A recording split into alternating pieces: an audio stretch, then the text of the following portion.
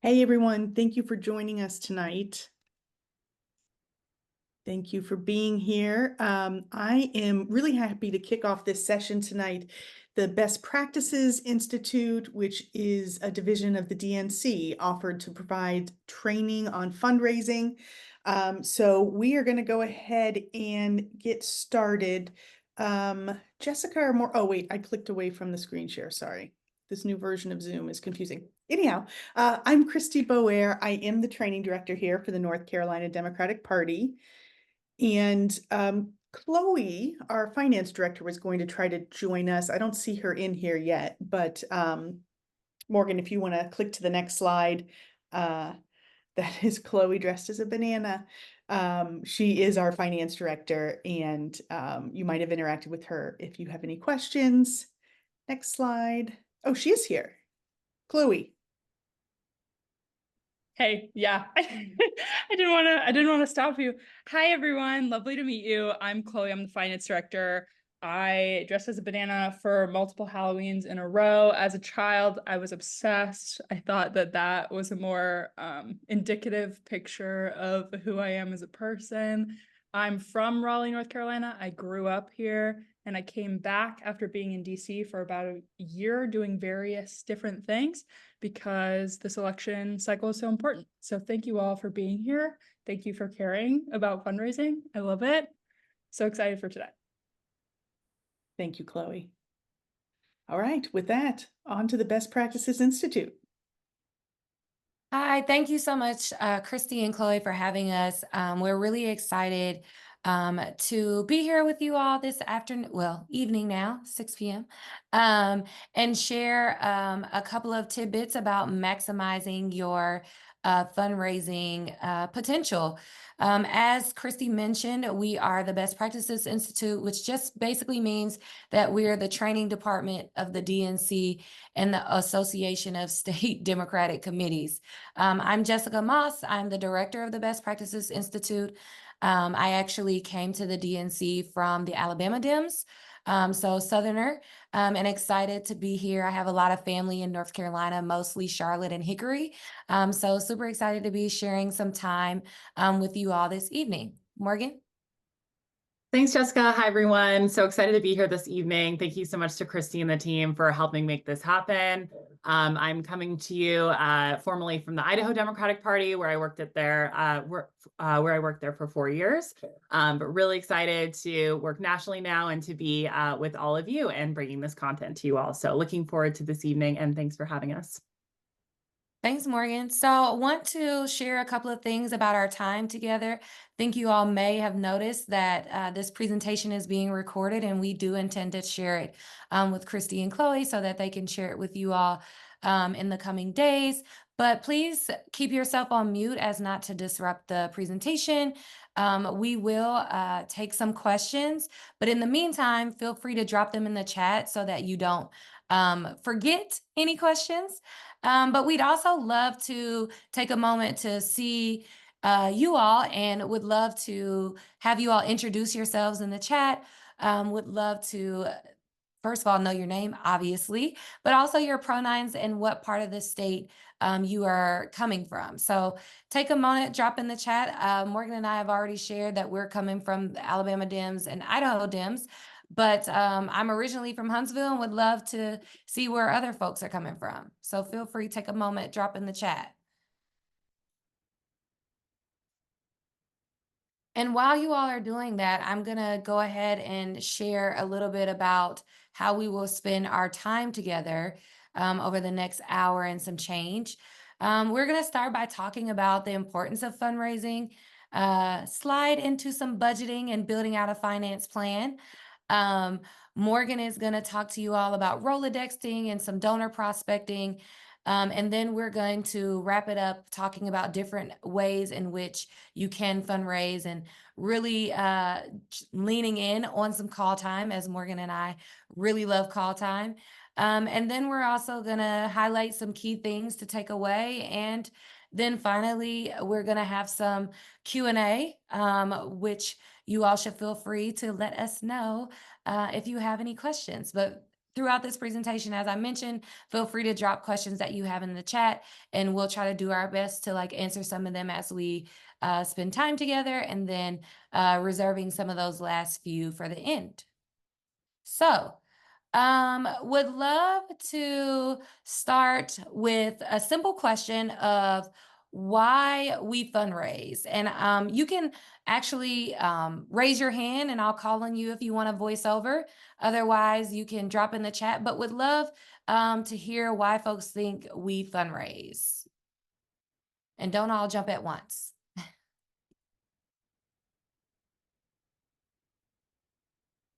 Anybody? Why do we fundraise? Chloe, I might have to call on you since this is your jam. Hey, I'll Melanie Kyle said to get money. And Yes, that's absolutely true. exactly. We fundraise to get money. Morgan, next slide.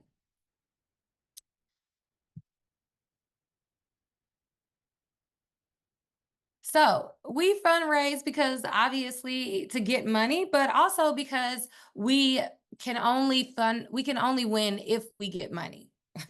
Melanie said, "Get money." Yes, I actually love this GIF. It's one of my favorites. But you are raising money to fund your campaign operations. Obviously, donations are not a gift; they are a revenue to your business, which is your campaign, right? Your campaign is a business. And the things that you spend your money on are your operations costs, your staff, your printing, phone bills if you have them.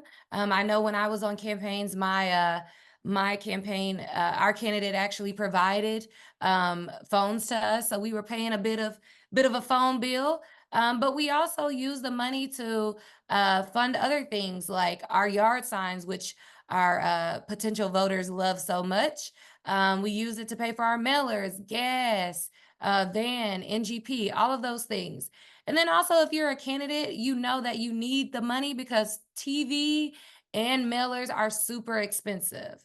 And so we know why we fundraise. So I'm going to spend some time talking to you about how you kind of reach your fundraising goals. Morgan, next slide. So every campaign has 3 resources. Obviously, we're going to spend our time tonight talking about the money, but the other 2 resources are time and people. And the reality of it is resources are very limited. So we want to make sure that we are using them in the most effective ways in order to achieve our goal. And our ultimate goal is to win elections. So the first thing you want to do is do some research before you begin fundraising. You want to know what is the average cost to win a race that's similar to yours in your district. And you can find that sort of information from FEC filings. And I like to also, I like to comb through them. I like to go back a couple of cycles too, just to see how inflation is really hitting us. But you want to start out doing some research to figure out how much money you need to raise. And that also will help you build a budget, because you can't build a budget or a sort of fundraising plan generally without knowing how much the campaign is ultimately going to cost. So when you do some research, you typically use that to build out your budget. Just like your campaign plan, your budget is a living, breathing document, which will change throughout the campaign as you raise more money or raise less money. And hopefully you're raising more money, because I don't want to see any of you raising less money than you plan to. Although we know it happens, we want to, make sure that we are making adjustments along the way. And basically, your budget should be on average based around the cost that what it would cost you to win a similar race. But ultimately, I like to put together at least 3 different versions of a budget.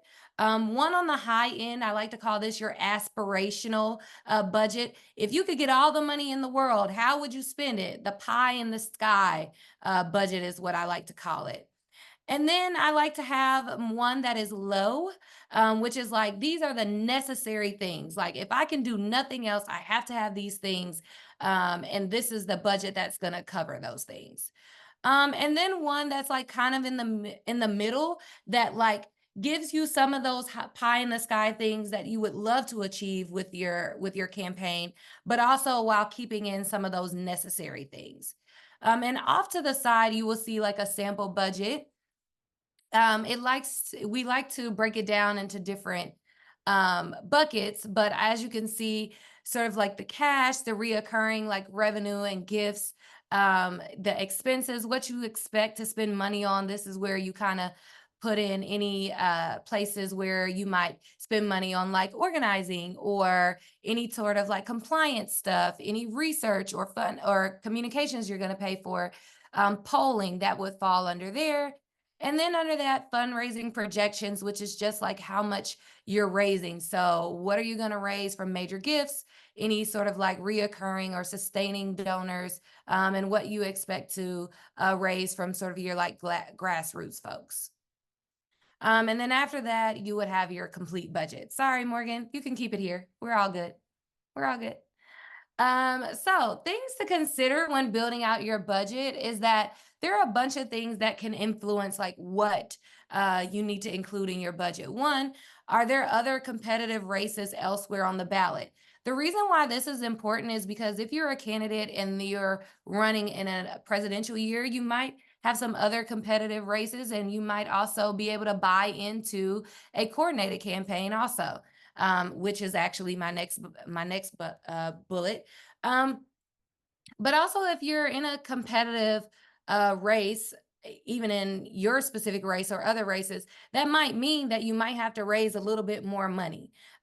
So you would probably take that in consideration when putting together your budget. If you're buying into a coordinated campaign, you might be spending money in one place that maybe you don't have to spend money in another place. I know when I was at the Alabama Dems, candidates that bought into our coordinated campaign, they paid us, and we basically would handle a huge portion of their field. So they weren't having to pay a crazy amount of money to hire various organizers across the state, particularly if they were in a congressional or statewide race.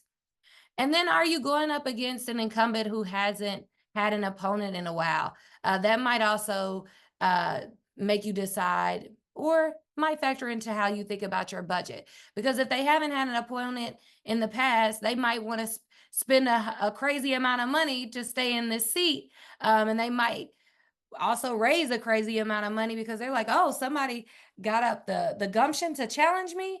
So these are just some general things that you might consider when building out your budget. And so the next thing that we want to talk about is the finance plan, and who can tell me why it's important? And don't all jump at once. You can drop in the chat, or you can raise your hand to voice over. All right, I'm gonna have to volunteer somebody. Miss Margie, why is it important to have a finance plan? I don't know if you can unmute yourself or if I have to unmute you.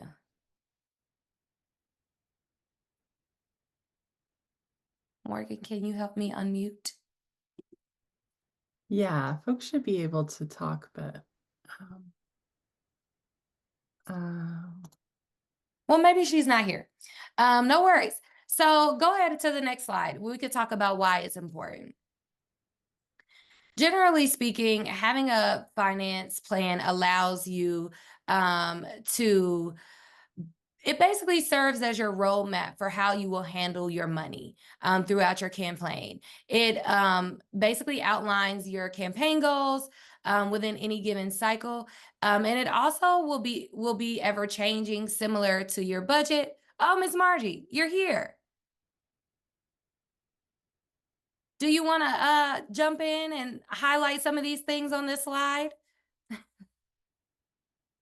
Or verse over why you think it's important to have a finance plan? I didn't mean to skip you.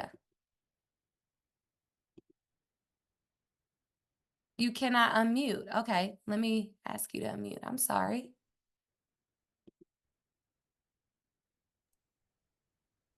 Yeah, I asked him to Okay, unmute. I just got unmuted. Amazing. Sorry about that. That's okay. It's important to have a plan so you can track your money not only for reporting reasons, but so you're not like wasting money and overspending in one area instead of another. Exactly. Agreed. It helps you make sure that you are on the right track with how you're going to be spending your money. It ensures that you have outlined all the things you want to spend money on. So you don't assume that you have money that you actually do not have. Next slide, Morgan. And thank you, Marjorie. So yeah, it helps you to also determine targets and methods for how you will fundraise. It helps you set goals and track your progress, particularly as you were saying for some of those reporting purposes. It's important to have a plan and also document when you have to report. I don't want anybody going to fundraising jail because they did not make a plan. It also helps you identify staff and other support needs that you might have. Maybe you need to hire a finance director or maybe a consultant. This helps you figure out how you're going to also handle your money. It also allows you to make decisions by providing real-time financial information about cash on hand, your projections, cash flow, etc. Next slide, Morgan. And yeah, a campaign plan also helps you understand your strategy.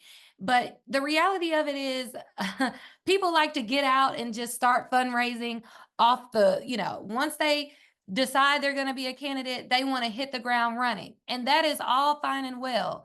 But what I suggest is that you first understand your campaign finance laws. Now, again, don't want anybody going to jail, but I also don't want you to get a million fines because you don't understand your campaign finance laws. Some state parties will help you with this. I know some have compliance people that will put out, sort of like guidelines for how to deal with campaign finance. But you can also visit your Secretary of State's website to get some guidelines around your campaign finance laws as well.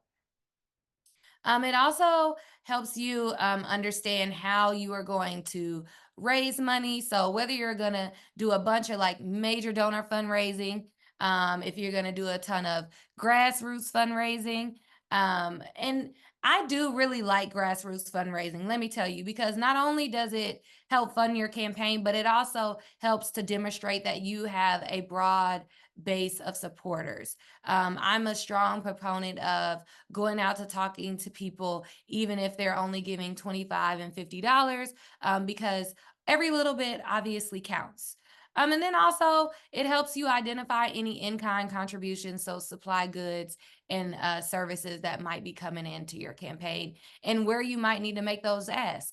I know I have previously been in a campaign office where the entire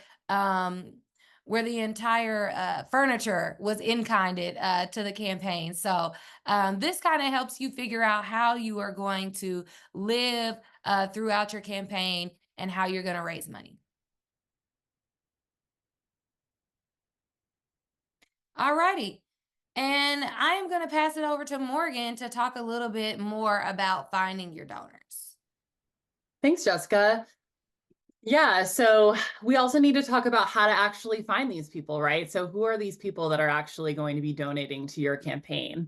And that really starts with building out your network and going to networking events and also just expanding on the people that you already know and reaching out to those folks. So these are kind of the 4 different buckets of different people that usually will give to your campaign. So that first bucket of donors are your friends and family. So the first thing you want to do when you run for office is write down all of the names of all these people in your circle, right? Everyone in your network that are potential donors. And a great place to start is actually with your friends and family. The second bucket are people who may agree with your ideas. So these are maybe people that you have potentially met through volunteering or working with other organizations or like-minded groups or something like that that might align with your campaign. And that would be a reason maybe why they would donate. Thirdly, maybe you have an opponent that is doing a bunch of wild stuff. So maybe you have a donor who is really motivated to get that person off the ballot and make sure that they don't win in November or in your local election. So there's also folks that disagree with your opponent as well that may be motivated to give in that way. And then number 4 are people or groups who can benefit from your policies you plan to implement as well. So maybe they're interested that you're really focused on cleaning up the water in your community or building new roads or something like that. And that's something that they're really interested in making happen in their community. So that's why they're supporting you and donating to your campaign. So breaking these down a little bit, so your friends and family, so these are really like your immediate group of folks that are really close to you. And these are actually some of the easiest donors to ask for money.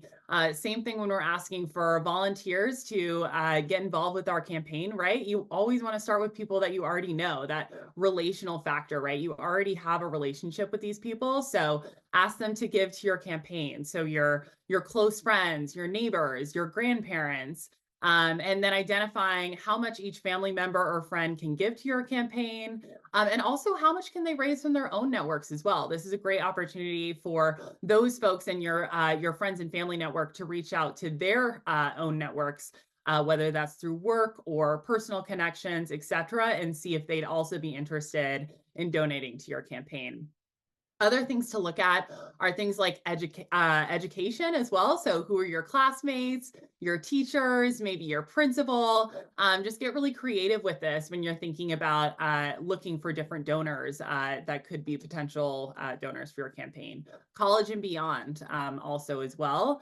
And then employers and colleagues as well. So making a list when you first start out your campaign with just yourself or with your campaign manager and going through and writing down all of these different connections that you have.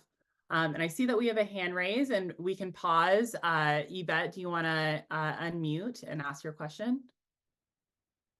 Black women. Happy to meet and talk if you have some ideas. I don't have a, North Carolina Democratic Party checkbook, but I understand the pain points.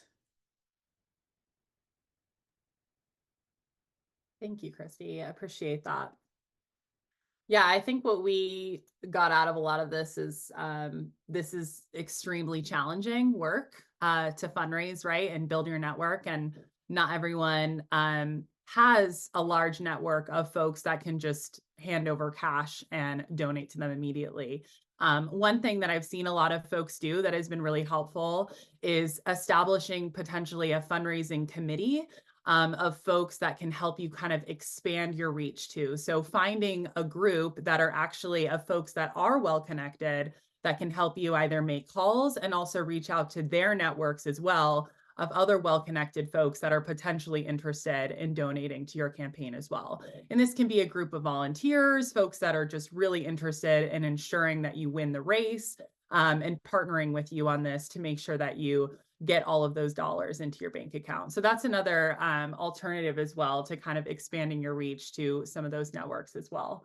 So be creative with that. So expanding your reach beyond your family and friends.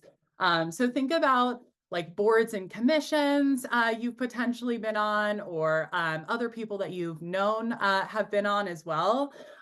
Volunteer organizations and service clubs.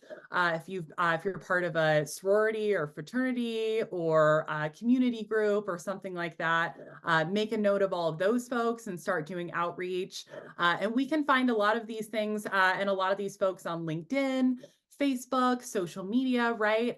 We have this amazing thing called the internet, and also Vote Builder as well, where we're able to look up folks' contact information and find ways to get in touch with them and see what they're up to and see if we can make that hard ask to them. Book clubs, wine clubs. I know I'm in a book club and I can reach out to those folks and see potentially we can move that conversation to talk about voting. And hey, have you guys heard about this this candidate? She's really amazing. She's running for commissioner. Let's get involved, etc. be creative with that. Personal services too. You never know, your banker, vet, doctor could be a potential donor to you as well. You never know until you ask, right? So ideological connections, we've talked about that a little bit, but these are leaning supporters that will support you because of the principle, because of their values. So if you are a candidate and you're really focusing on climate change and you're really passionate about that and you want to pass local climate change action, these are potentially some folks that might donate to your campaign because they're interested in making sure that that policy moves forward if you get elected. So this is another group of folks that could be interested in you and donating. So labor as well. So also if you're working with someone who has held office too, so looking through the work as an elected official, what bills did they write? Who are they supporting? Who did they meet with? Where have they visited? And then group membership too. So back to that, board members or extended membership of any national groups, task forces, conferences. So just being really creative when you're looking for different donors and writing down a lot of these folks and keeping track of them. We like to also use, if you don't have access to NGP, using a spreadsheet or an Excel works great for tracking all these donors, or when you're doing donor prospecting, keeping track of folks that you're interested in reaching out to, and then the results of your conversation as well. Something else, another kind of bucket that folks may be interested in donating to your campaign is potentially if they disagree with your opponent. If you have a wild right winger that's running against you and a donor wants to make sure that that person does not get elected this cycle, that could be a potential reason that they would be inclined to donate to your campaign. So this axe to grind donor is what we call them. So sometimes you can appeal to this group. You also can appeal to emotion by talking about what will actually happen if this right-wing person is elected and how your opponent actually failed the community in the past and what you will do differently as the candidate too. Also in these conversations, they can be a challenge. So avoid the temptation when you're talking to these potential donors to engage in divisive arguments as well, because this will sometimes have a negative impact on the community and on the ask that you're making in that relationship too. So try to avoid that conversation, even though this person is probably passionate and really interested in donating or just having they have a lot of negative views about your opponent. Try to not engage in those conversations. So people in groups that kind of identify with the axe to grind. So they sometimes will include power groups or interests whose interest in your opponent who has not supported in the past. So ideological groups whose interests your opponent has not supported in the past, and individuals who do not support your opponent. So this might not be everyone. You might not have a crazy right-wing person who you're running against, but some folks do. So this is kind of another donor bucket that you can pull from. And then the last bucket here, there's other buckets too that you may find other reasons why people may donate to your campaign, but these are just some that we have listed here and common buckets of reasons why people donate. So people that will benefit from you winning, right? So people who support you because they want the power that comes from you actually winning. So there's a reason that they are last on this list too, because they need to prove, you actually need to prove yourself before you actually get here and actually win. So usually these folks are PACs, business leaders, labor groups. So also do your legwork to kind of do this work. So door knocking, call time before you reach out to these folks. So kind of on the same vein, so additional donor prospecting here. So where do we find these donors, right? So this is work that you can do yourself as a candidate, or your campaign manager or a volunteer can also help you with as well, because it can be very tedious work at times to really make the effort to find a lot of these donors. So where do we find these people? We can look at the FEC reports, right? So numbers of donations that people have given in the past. Volunteer history. This is a great way to find potential donors. So folks that have volunteered potentially for the state party, volunteered for you in the past, maybe you can make that next step with an ask by asking them to donate. Since they have attended potential phone banks or events, maybe you want to make that hard ask and ask them to donate as well. Your state's campaign finance databases, board members for like-minded organizations, candidates that have run in the same or similar races in the past, or who are ideologically similar to you as well. And then once again, getting really creative and also test list building ideas as well. So once you've kind of determined who your potential donors are, it's really important to actually research the amount that you want to ask for, whether you're on the phone or in a meeting. And when you don't know how much to ask for, select a higher amount. You never know how much someone can give. And if you don't ask, you'll never know. And they'll never give the donation if you never ask them, right? So put together a biography on each donor. I think this is really important. And this is something that I think your campaign manager or a super volunteer, whoever is helping you with this, doing a little bit of a background on each donor before you actually make the ask. So where does this person work? What is the ask amount you want to ask for? Have they given before to similar campaigns? Where do they live? Just things like that to kind of give you a better picture of the donor before you make the ask. And then verifying phone numbers. This is something I think that your campaign manager can help you with. So this is a good trick to kind of verify each phone number before your principal or before you as the candidate make the calls, if you have time for this, of course. To make sure that each phone number is correct and working before actually having you as the candidate make the calls. So the campaign manager would actually call through the list of potential donors that you as the candidate are going to call and call through them and make sure that all of the numbers are actually working numbers, which is very helpful. And then always be prepared to make the hard ask yourself. So campaign managers or staff, if any of you are on the call, when you're checking these numbers, always be prepared to make the hard ask as well. And then turning these prospective donors actually into donors. I think it's really, really important to build the relationship with this donor or with this human being like they are a friend before you actually ask for money. Sometimes this can take 1 meeting, 2 meetings, 1 call, 2 calls, 3 calls, 4 calls with this person before you actually get the commitment for them to commit to donate. So just be aware of that. And also, if it's really good to establish the relationship with them and actually talk to them like a human being before you make the ask. So learn more about them. So discover common interests, ask them, why are they a Democrat, or what issues do they care about, or talk about your campaign. Really let them talk, right? And also taking notes, and if they, say anything that you should remember as well, and take note of that in your call notes as well. What draws them to Democratic politics, right? So share more information about your campaign. They may ask for things like literature if you're in person, polling numbers if you have that, how many doors you plan to knock, what your goals are of the campaign, things like that, and invite them to really interact with you. And I will turn it back over to Jessica for fundraising methods. Amazing. Thanks, Morgan. So I'm going to talk to you all a little bit about the ways in which you can raise money.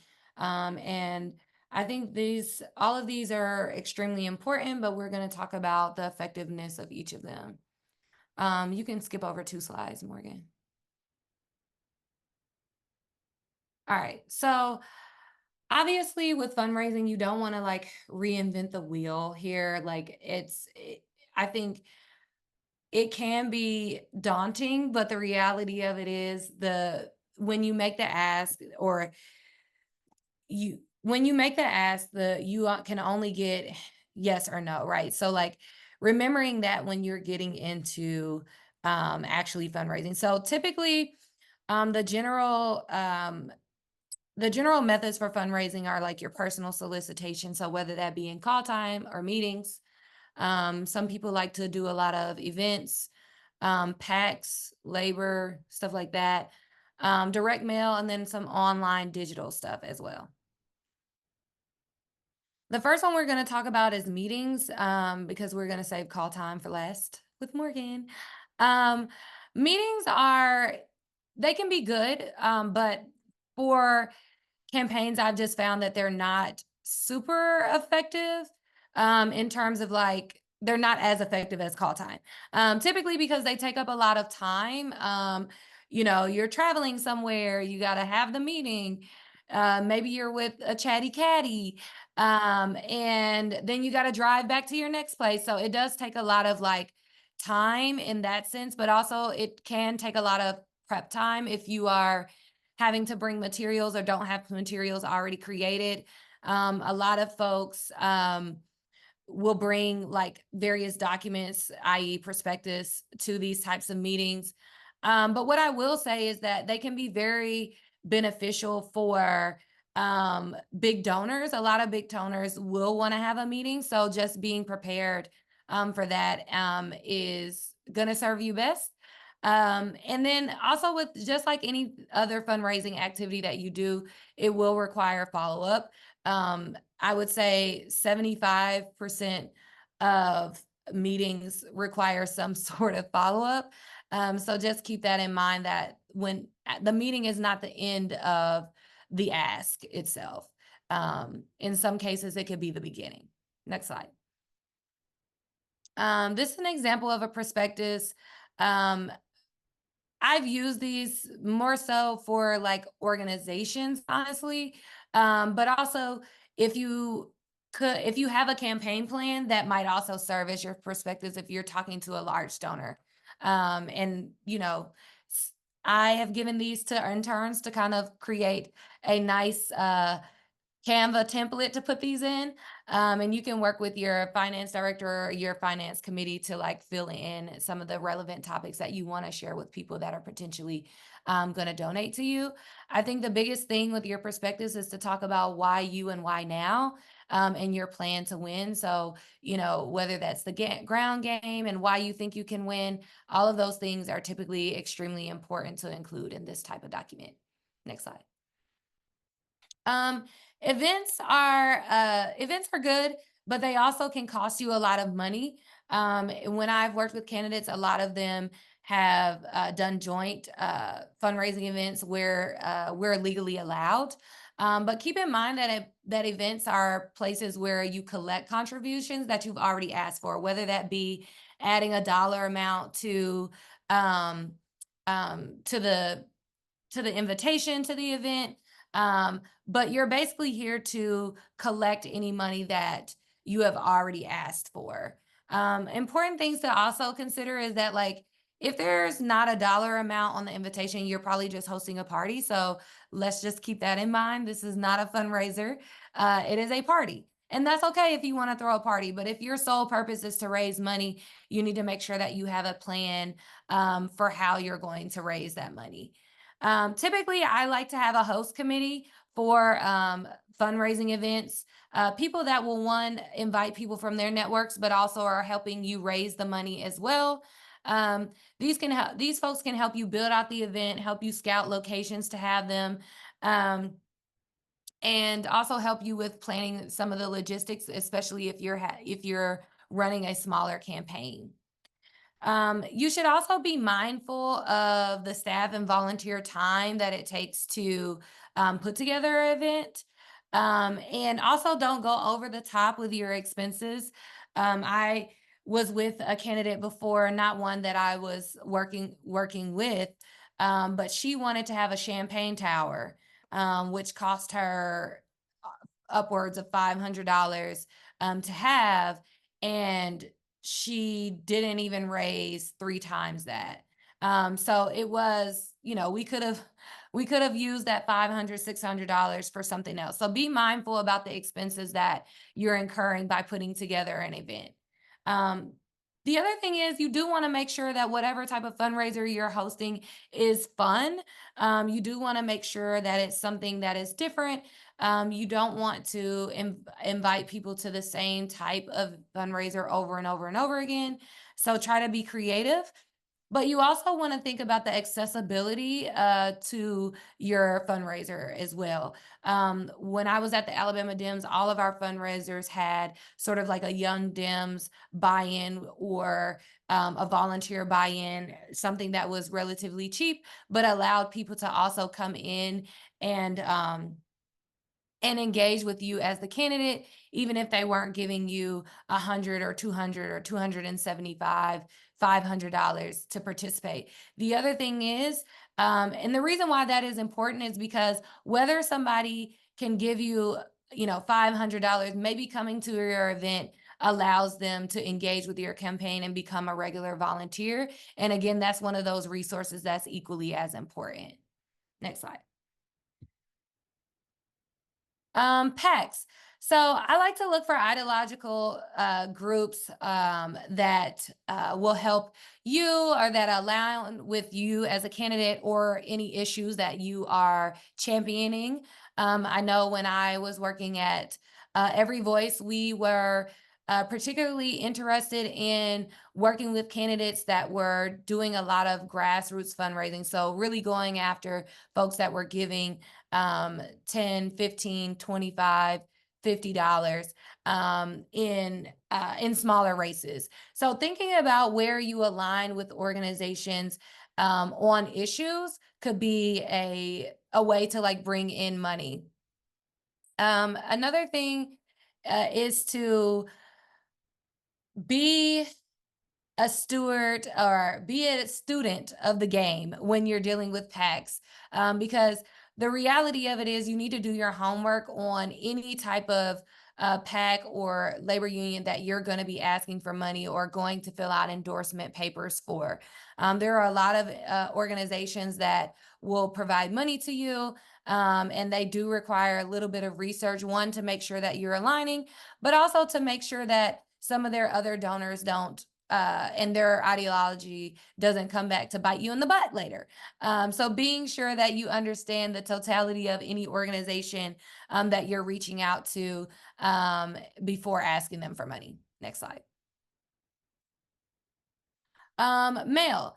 Mail has one of those expensive upfront type of fundraising methods, but it can help you build and maintain a sustainable base of supporters, and it can also get you volunteers. So I do enjoy mail. One thing that I would say is that you need to find a creative way to engage people beyond just asking your fundraising ask on a mailer. So I like to encourage candidates to provide updates about their campaign on their mailers as well. And then also share a little bit about themselves on these mailers. If you're a new candidate, it could be good to put a name to a face on your mailers as well. And then also, I like to print union where you can. I'm a very huge supporter of unions. And then also make sure that you're working with a reputable mail firm or a print house that can help you think through not only your audience, but also your design if you don't have someone in-house that can help you with that. Next slide. Another thing to think about is like digital. So that could be email, it could be social media. It's rapidly expanding and I'm seeing a lot of people using it. I know I saw some folks talking about this in the chat, even fundraising on social media, and it is good to do. But this also does not excuse you from doing call time. It is a place where you can get, similar to mail, a lot of like sustaining donors, some smaller donors from social media, but or any other like digital asks. But please make sure that you are still doing your call time as you could be bringing in more money. Be sure that you're keeping it legal and, keeping in mind, any compliance issues around like list swaps. If you're buying any email addresses, make sure you're handling your disclosure requirements as you're supposed to. And then, sorry, Morgan. Yes, nope, back on digital. Okay, perfect. Sometimes you can use, I like to use like some volunteers or consultants that align with your philosophy, and also your budget on these things as well, because this can be a little bit pricey. So next slide. All right. So I'm going to pass it to Morgan to talk to you all more about call time. Thanks, Jessica. Yeah, so I don't want to say call time is the most important because all of these things are so important, but call time is incredibly effective and probably the most effective form of fundraising that you'll do. The best thing is to obviously combine a lot of these methods and use a lot of these methods layering on top of one another. But call time is really where you're going to have the most potential of getting new donors and actually to money. So call time is sacred time. So it's really, really important when you're setting up call time to actually stick to a schedule. So when you tell your campaign manager that you're going to make calls 3 times a week, make calls 3 times a week, right? So whether that looks like putting time on your calendar or whatever it is, follow through with that. Preparing call sheets in advance.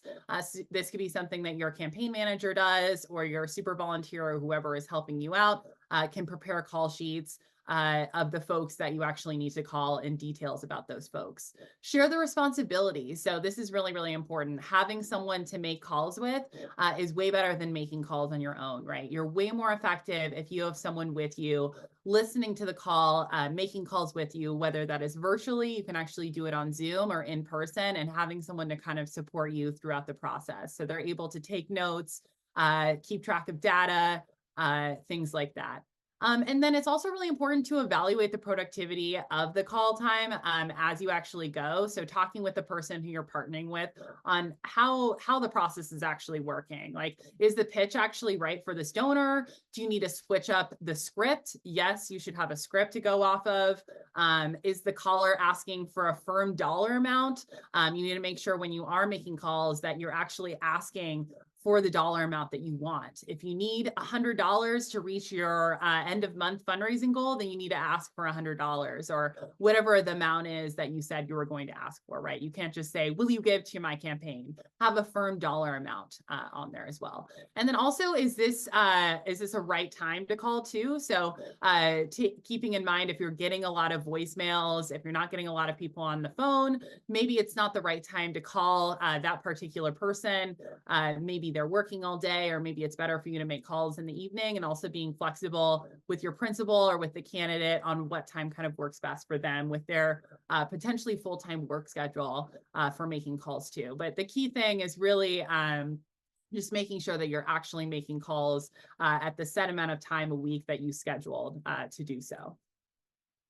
Some best practices with call time, making sure you're preparing these call sheets, right? So things that you should include in your call sheets are donors' contact information. So how can I get a hold of them? It's also really helpful to add an email and an address on there as well, to do that follow-up email really, really quickly with that donor and have that email ready to go. And then also their address as well. So maybe that person likes to have the envelope that they're using to donate, that remittance envelope, mail to them, and they want to mail back the check in the mail. Some folks like to do that. Some people like to give their credit card information over the phone. Keep note of that information within the call sheet.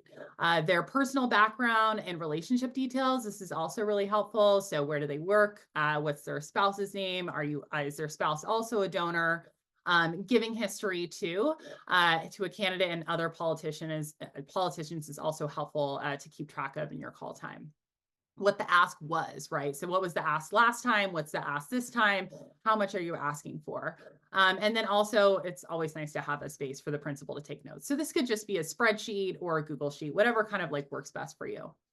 And then always having your staffer and volunteer take notes during the call, log pledge amounts, and other information in a digital database or spreadsheet as you go.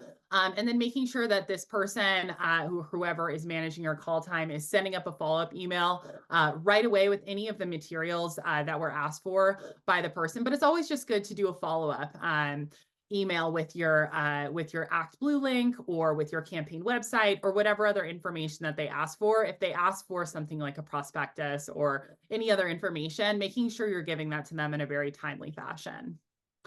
It's also helpful to dial on a second phone to keep things moving if you're calling with someone as well. But what I found most helpful. Hooray!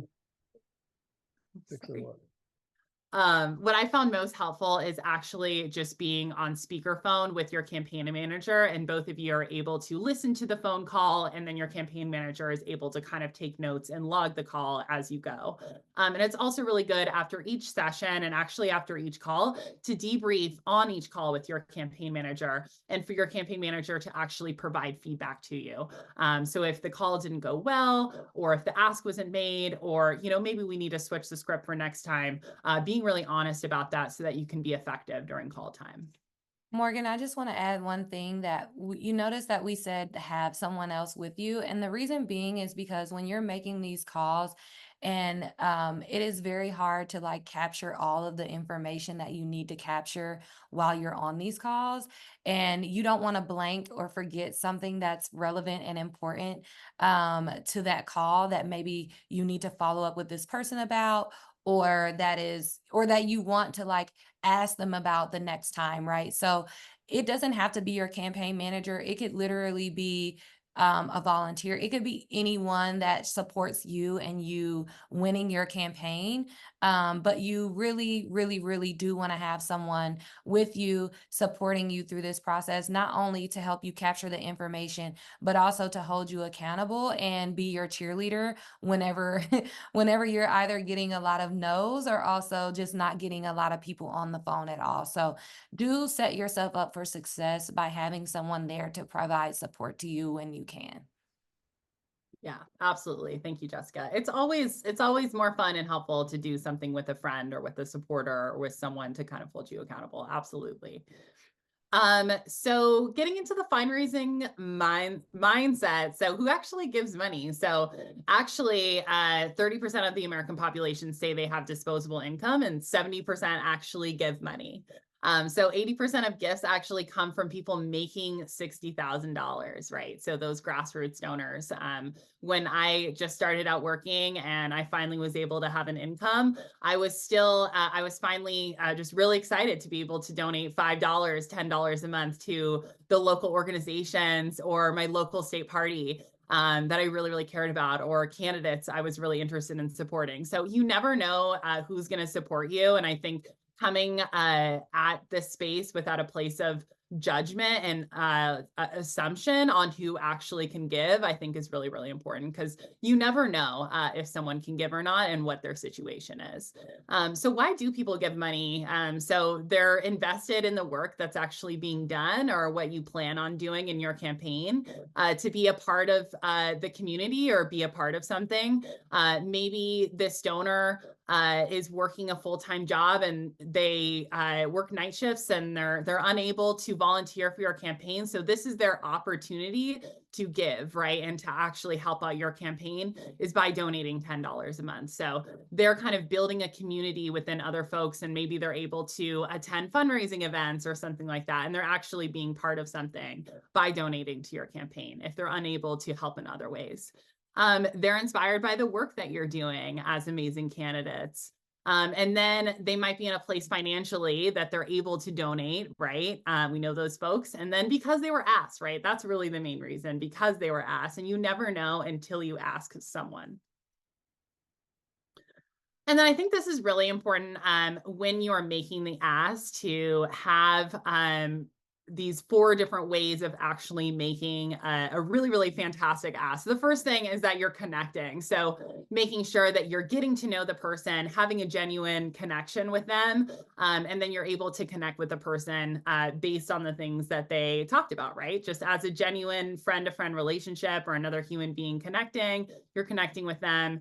And that's kind of building the groundwork for building your ask, right? Getting to know that person. So context. So explaining actually why you need the donation, whether you're trying to hire a staff member, you're trying to reach a certain amount of doors and you really need to hire a paid canvasser, or you need to print lit or whatever it is. Let them know actually what that is. I think people love hearing about the things that you're actually spending your money on too.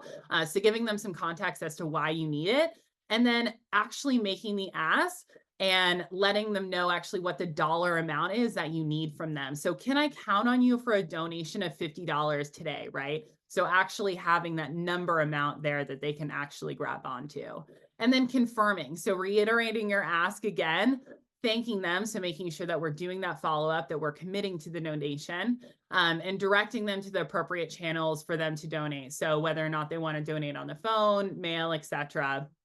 And then confirming with them that they kind of have clear next steps and that the process for them to donate is very easy from then on. So tips and tricks with that, making the ask and then zipping your lips. So this is kind of that sip of water method that I've heard people use before fundraisers. So when you're making the ask, it's actually really, really helpful to stop talking. I think it's really easy when you're making fundraising calls to kind of just go on and talk a lot and ramble. And actually the best way to get an ask or get someone to commit to donate is actually zipping your lips and being quiet.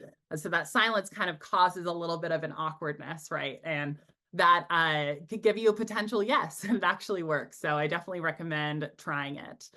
Try to anticipate the questions too, writing a script with your campaign manager or your volunteer to kind of anticipate things that people might ask and actually practice this, and writing a script to kind of go off of. A lot of times you're just going to be swept away with the conversation and just talk to someone about different issues and probably not go entirely off the script, but it's good, especially if you're nervous, and actually having the ask portion written down so that you don't forget it when you're asking too. And then use. Can I add something here? Yeah. Yeah. So with the script, I know a lot of people like feel like having a script can be very robot-y. But what I do like to say is that even if it's not a full-fledged script that you're going to read off of, I think having something to refer back to, even if it's bullet points when you get nervous or when you get stumped, is important to have, because it helps you move the conversation along. And specifically with anticipating, the questions, maybe you write down some of those things, like how you want to respond to those potential questions ahead of time, at least so you have them already thought through and you don't have to worry too much about scrambling to come up with an answer, right? The whole purpose of making an ask is to be able to answer the questions that people might have. So anticipating them and writing down how you want to address them can be helpful. And it doesn't have to be like, "Hi, my name is Jessica. I'm running for blah, blah, blah." Obviously, some of those things should be reiterated, but at the same time, maybe not everything that's on that sheet of paper is going to be said, but it is like a roadmap to help you stay on track. Yeah. Absolutely. And then lastly, you really want to use key moments and a sense of urgency to make sure that when you're actually making the ask. I mean, we see emails and we see these texts come from the Biden campaign all the time. "We need your help right now. We have 1 hour left," or whatever it is before our deadline. So that sense of urgency actually is really effective. So having a deadline with that person, whether that's an event coming up or a goal that you need to reach by the end of the month or whatever it is, give them that kind of clear deadline and sense of urgency to kind of encourage them to donate as well is really effective. So leaving voicemails as well. You might not get everyone on the phone the first try, and that's okay. Or you might have a day where you're just not getting a lot of folks on the phone. And so you will leave a lot of voicemails. And I think it's really, really important. You're not making the ask in the voicemail, right? But you want to have a script for your voicemail, and you definitely want to leave a voicemail, right? And you want to be prepared also to return those phone calls, right? So it's okay if right then maybe you're at work or something and you're not able to immediately return that call, but make sure you have a plan to actually return those calls, whether that's you or your campaign manager, making sure that you're leaving a voicemail and having a plan to return them. So keeping a script for this is really, really important. And keeping track too, in your call time sheet too, if you actually did leave a message and what the status of that message is you return the call, always keeping track of all the calls that you made and the results of those calls, or your voicemail, or do I need to call this person back, etc. Data is super important with this. So some follow-up best practices, making sure that we're emailing our donor, our potential donor, immediately within 30 minutes, right? So making sure you're on top of this, whether this is you or your campaign manager, with a donation link, PO box, we're making sure that we're collecting this donation as quickly as possible. We're logging the call, we're adding the pledge in our database or spreadsheet immediately as well. We're also keeping track of outstanding pledges, right? So you might have, you know, $1,000 in pledges that you still need to collect potentially, and you're kind of already adding this to your budget, right? So we want to make sure that we're actually collecting these donations as well. So making sure you're keeping track of your pledges and you have a plan to actually collect those pledges in a timely manner as well. And also thanking your donors. This is incredibly important. You know, thanking your donors over the phone, sending them a thank you card, making sure that they feel, you know, they contributed to your campaign. This was an opportunity for them, and they need to feel supported and thanked for their donation as well. So there's different methods of doing this, but making sure that you're thanking your donors, and also don't be afraid to resolicit too. You never know when they donated a month ago, you can always ask again for money. And I will pass it to Jessica for takeaways. Yeah, so some of the key things to keep in mind is that do not fear making the ask, right? Empower yourself as a candidate, and keeping in mind that you can actually crush your fundraising goals. I think the more you practice, the better off you'll be. Practice makes perfect, as my grandmother would say. So the more you ask, the better your ask will get. So don't be too hard on yourself. And then the other thing is, like, we often look at money as dirty, but the reality is that the candidate with the funding typically wins, right? You need to be able to raise the money because it does have a direct correlation to how you will do in your race. And I know there's all of this jargon out here about, you know, money in politics, right? The reality of it is that it does take some money to be able to win a race. So keep that in mind as you are being a candidate yourself or empowering a candidate. And again, to get over the fear of asking people to support us, view the ask as a testament to your campaign and its ability. The whole purpose of you reaching out to people is to be able to share the good work that you are doing. And so remember that. This is just like volunteering. This is an opportunity for them to be involved in something bigger than themselves.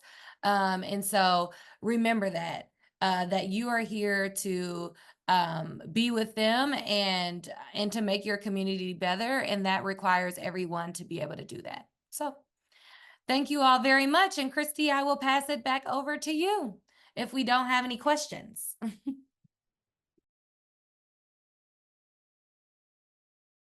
All right, let's whip through these last couple of slides here real quick. I just want to share some resources. So this was the second training in a four-part training series on fundraising. So on Wednesday, Act Blue, we'll be talking about email fundraising best practices. And on the 26th, Act Blue will be talking about some of their deeper, more robust features. So four-part series. The Act Blue parts are going to be repeated in August, and I haven't yet asked Jessica and Morgan if we can do this again after the filing deadline for municipal candidates. Next slide, please. If you are a candidate, if you're campaign staff, I have a series of trainings on vote builder skills. These are all coming up in July. And when I send an email, when I get the recording or the slides from our friends at BPI, I will send that out to everybody, and I will include the links to sign up for these vote builder trainings. Last thing to take action, I'll share this on email too, but our digital department and our comms department collaborate on what we call the content package. This is an email that comes out every week. It'll tell you the top messages that the state party is sharing. It will include some of our social media posts so that you all can amplify them, and it will also have graphics on upcoming holidays, key messages, our opponents that you can use to post from your social media accounts. We have office hours. I'm going to drop my email in the chat. So if you want to get in touch with me before I have a chance to send out the follow-up information, please do. And thank you to BPI for this session tonight. Thank you, Christy. Happy to be here. And thank you all for spending the last hour and 15 minutes of your life with us. We really appreciate it. And we wish you all the best of luck in your campaigns. Thank you, Thanks, everybody. everyone. Appreciate it.